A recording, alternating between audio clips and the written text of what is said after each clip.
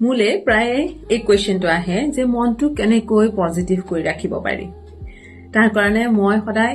এটা মাত্ৰ প্ৰেক্টিছ কৰিবলৈ কওঁ কেৱল মাত্ৰ এটা আৰু এই প্ৰেক্টিছটো যদি আপুনি কৰিবলৈ লয় খুব কম দিনৰ ভিতৰতে আপুনি দেখিবলৈ পাব যে আপোনাৰ মনটো উৎফুল্লিত হৈ আছে আপোনাৰ মনটো পজিটিভ হৈ আহিছে আৰু এইটো হৈছে কৃতজ্ঞতা প্ৰকাশ কৰা খুবেই সহজ কাম এটা কিন্তু তাক আমি যদি কনষ্টেন্টলি প্ৰেক্টিছ কৰিবলৈ লওঁ ই আমাক মিৰাকল এটা মেজিকৰ নিচিনা কাম কৰিবলৈ লয় আৰু সেইকাৰণে কোৱা হয় এই heart of gratitude is the magnet for miracles তাৰ মানে আপোনাৰ হৃদয় যদি আপুনি কৃতজ্ঞতাৰে ভৰাই ৰাখে তাৰ মানে যে আপোনাৰ জীৱনত কি আছে সেই কথাখিনিৰ প্ৰতি যদি আপোনাৰ দৃষ্টিভংগীটো প্ৰতিটো মুহূৰ্ততে লৈ যাব পৰা হয়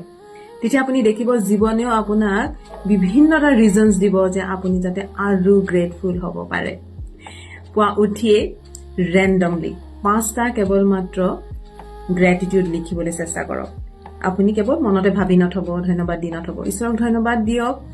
5টা যিকোনো সৰু বৰ কথাৰ কাৰণে আৰু ৰাতি পাৰিলে শুৱাৰ আগত আকৌ এবাৰ কৰিব পাৰে যে গোটেই দিনটোত মোৰ কি ভাল হ'ল সেই গোটেই 5টা কেৱল মাত্ৰ 5টা এনে ধৰণৰ কথা আপুনি লিখি পেলাওক যে আপোনাৰ দিনটোত কি কি ভাল ঘটিল যেহেতু আমাৰ 10টা কথাই যদি জীৱনত ভাল চলি থাকে আৰু তাৰ মাজত যদি এটাই বেয়া চলে আমাৰ মনটো কেৱল সেই বেয়াটোতেই থাকে যে কিয় হ'ল কেনেকৈ হ'ল মোৰ লগতে কিয় হয় বাৰে বাৰে মোৰ লগত হয়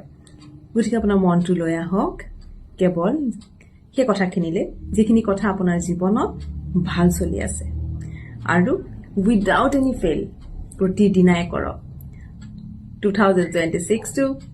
একদম পজিটিভ মাইণ্ডেৰে যাতে আপুনি ৱেলকাম কৰিব পাৰে আজিৰ পৰা সেইকাৰণে ষ্টাৰ্ট কৰক থেংক ইউ so much